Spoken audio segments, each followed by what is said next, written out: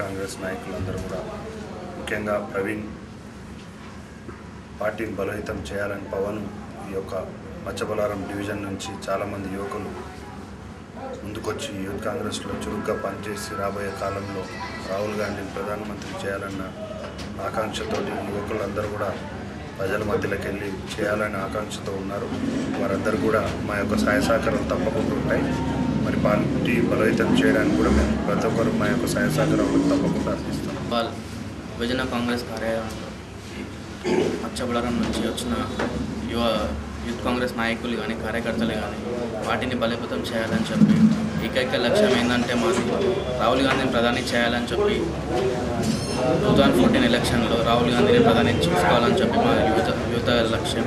అదేవిధంగా పార్టీని బలోపేతం చేసి మల్లికార్జున నియోజకవర్గంలో ఉన్న యువతకు కానీ ఏదైనా కానీ ఏమన్నా పార్టీని బలోపేతం చేసుకోవాలి, మా నాయకులను గెలిపించుకోవాలి.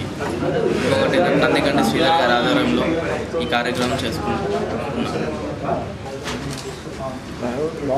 ఈరోజు యూత్ కాంగ్రెస్ జనరల్ సెక్రటరీ నాకు ఇచ్చినందుకు చాలా సంతోషిస్తున్నాను. నందిగంటి శ్రీధర్ గారి ఆదాయంలో నాకు ఇచ్చినందుకు చాలా సంతోషంగా ఉంది. నా కోసం ప్రవీణ్ కూడా చాలా కష్టపడ్డాడు, ఎంతో చేయాలని. ఇది ఇచ్చినందుకు చాలా సంతోషిస్తున్నా.